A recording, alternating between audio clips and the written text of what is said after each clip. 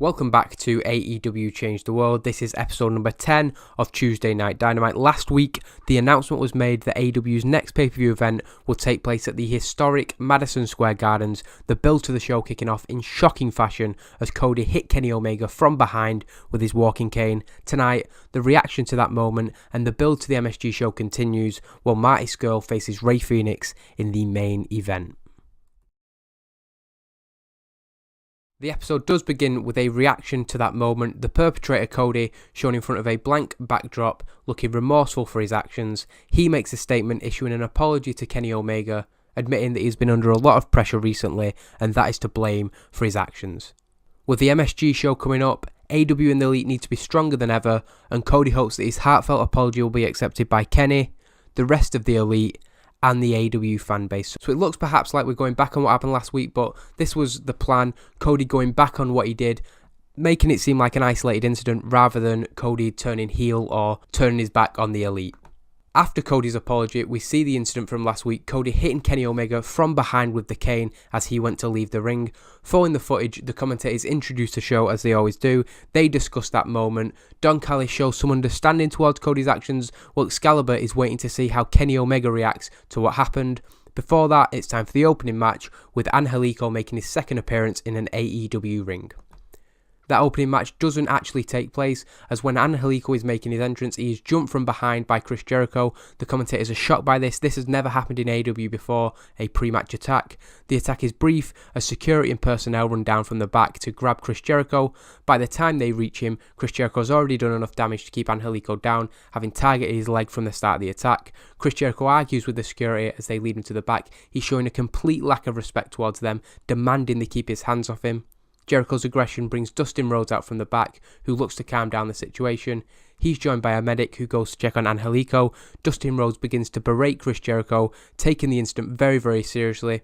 When Chris Jericho fires back, Rhodes has had enough. He tells Chris, just go home, forget it, he's had enough. He's been pushed over the edge. Jericho carries on to the back. Dustin Rhodes looking furious, checking over the Angelico. The opening match delayed or maybe even cancelled. We'll see later in the night, but we're just continuing Chris Jericho's rivalry with Angelico, the newcomer to AEW.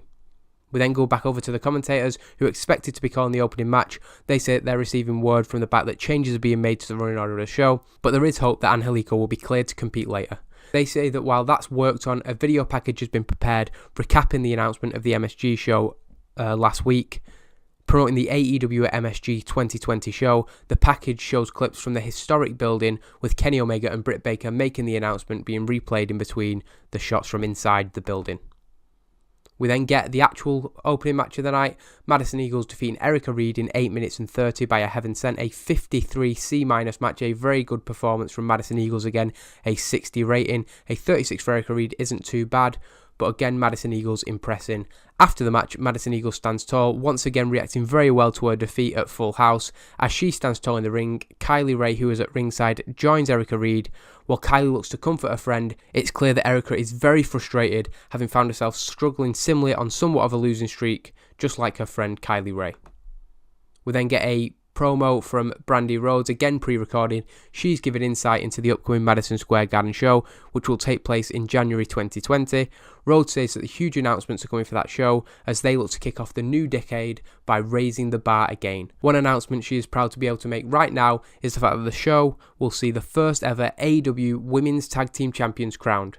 Beginning this week on Tuesday Night Dynamite, matches will take place with teams looking to earn their place in that match. We go straight into one of those tag team matches with Bea Priestley and Nyla Rose facing Heidi Katrina and Sadie Gibbs. The second match of the night, a 37 D-, terrible wrestling, non-existent crowd heat again. All of them getting more or less 30. We're averaging out at a 30 there. Bea Priestley and Nyla Rose defeating Heidi Katrina and Sadie Gibbs. Bea pinning Heidi Katrina after Nyla Rose had done a lot of the heavy work. They stand tall, the commentators putting over, perhaps they have put their name forward to be in the tag team match at that Madison Square Garden show. We then get an interview with Dustin Rhodes, who is clearing up what happened earlier. Dustin explains that Chris Jericho's actions have been completely out of order since day one, but after their talk last week, he's decided enough was enough, he had to take action. Dustin Rhodes confirms that Chris Jericho has been sent home, and until he speaks with his bosses, he's not sure when Chris Jericho will be back. If that means Chris misses the Madison Square Garden show, then so be it. Dustin adds that he has some good news. Angelico has been cleared to compete tonight and his match will take place next. Another good segment featuring Dustin Rhodes. He's going to be a really good addition in terms of promos and just overness. He's not going to wrestle in the ring, which is a shame because I think he could have done well for us, but as the authority figure, he's doing really well so far. We then get that match, Angelico v Matt Cross, a somewhat surprising finish, a 59 rating from Matt Cross, who defeats Angelico, who gets a 55. We kept Angelico strong in this match, a 54 C- rating. Angelico's injury playing into the finish, the injury to his leg slowing him down throughout the match, and Matt Cross is able to take advantage of this. After the match, Matt Cross celebrates in the ring, Angelico falling to defeat in just his second match in the company. Angelico's injury is put over on commentary and Chris Jericho's actions being used as an explanation for that. They wonder if losing his second match in AEW could hurt the momentum of the newcomer. We'll find out in the coming weeks. Returning to the second hour of the show, Don Callis and Excalibur lead into footage from the incident last week that's been spoke about throughout the night, Cody hitting Kenny Omega with his walking cane as he went to leave the ring. The Young Bucks quickly came to check on their long-term friend and were disgusted by Cody's actions. The commentators put over the fact that Cody apologised to Kenny earlier in the night and Kenny was expected to respond up next. Instead, however, a B+, wow, that's a really good segment. The Young Bucks come down instead, not happy with Cody's actions from last week. They're also unconvinced by his apology earlier. They call Cody out to the ring. Cody comes out and is apologetic towards the Young Bucks, but they don't think it's them he should be saying that to. They put pressure on him to bring out Kenny Omega and apologise to his face. This would be the first time the two had been face to face since the incident, and Cody was tentative to do this.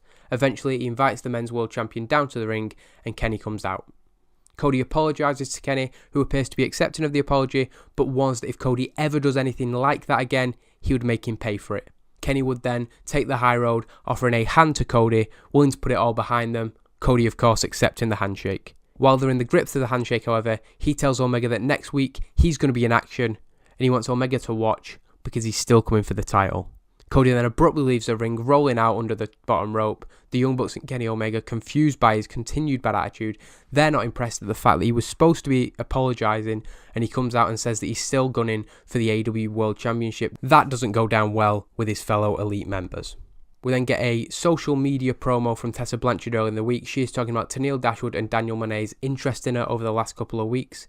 Blanchard says that she has no issue with Tenille, but a friend has got under her skin. She wants to face Daniel Monet on Tuesday Night Dynamite.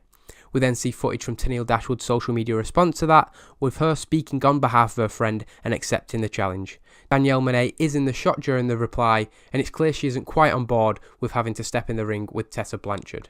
A 34 E+ rating for the fourth match of the night. Tessa Blanchard, a one-sided victory over Danielle Monet in 4 minutes and 1 second, defeating her by submission with a figure 4 leg lock. A 23 for Monet, a 42 for Tessa Blanchard, so that's better than what she's been getting, and hopefully with dominant matches like this we can continue to build her up. After the match, it's actually a cross-face submission she's supposed to beat her by, because during the submission, Tessa Blanchard keeps her eyes on Tenille Dashwood as the referee calls for the bell. Tenille Dashwood stands up from the seat that she'd taken at ringside as Blanchard releases the hold. Dashwood continues to watch as Daniel Monet rolls towards the rope, the two of them then backing away as Tessa Blanchard stands tall. The commentator suggests that there are very few people who could complain if she becomes the number one contender for the Women's World Championship match at Madison Square Garden. One of those people, however, maybe Tenille Dashwood. We then get a promo from the Lucha Bros promoting that main event between Mighty Skull and Rey Fenix. They put themselves over as the best tag team in the world, the AEW World Tag Team Champions, but even as singles competitors, they are head and shoulder above Mighty Skull and Hangman Page. They'll prove that tonight when Rey Fenix beats Mighty Skull, and next week when Pentagon faces Adam Page.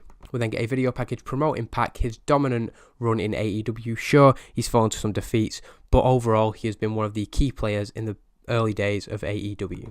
He then puts that to the test in the fifth match of the night, a good wrestling match with decent reaction from the crowd. Joey Ryan defeating Pac. Oh god, that's a mistake.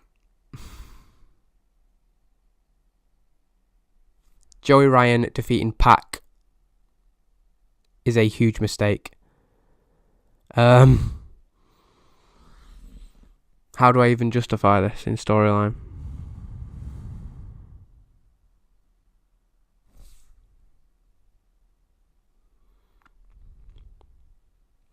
So we're going to have to sell this as a huge shock upset, I suppose. Pac losing to Joey Ryan because I've messed up in the booking screen. 7 minutes 17 with a super kick. We're going to say that Pac was in control throughout the match because I definitely had him to dominate as the note. I hope I did anyway. It was a decisive finish. I'm just going to... Joey Ryan picks up a shock victory over Pac. After the match, Pac is furious. He attacks Joey Ryan from behind. I've put Joey Janela in this segment. This is not going very well. Nonetheless, Pac attacks Joey Ryan from behind, looking down on him, the man who defeated him in a shocking effort. And Pac, that doesn't make any sense. As Pac continues to berate the man who beat him fair and square, Sonny Kiss comes down, defending Joey Ryan. He gets shoved in the face for his trouble. With both down, Pac stands tall. The commentator is putting over another defeat for the bastard Pac, who shockingly has lost to Joey Ryan. Who could have saw that coming? That's a mess. The commentators introduced an interview recorded for AEW social media earlier in the night. Matt Cross spoke about his victory over Angelico, but put over the guy who was injured. He accepted that. As Cross begins to use the time to talk about a potential junior division and a championship coming into AEW, he is cut off by the Fringe. Darby Allin walks around Matt Cross, taking his attention off the interview. Havoc and Kelly do the same before Allin tells Cross that he's already got himself too close to the Fringe. That segment, 44 rating, just continuing the feud between Darby Allin and Matt Cross. My mind is still on Joey Ryan defeating Pac because that is ridiculous.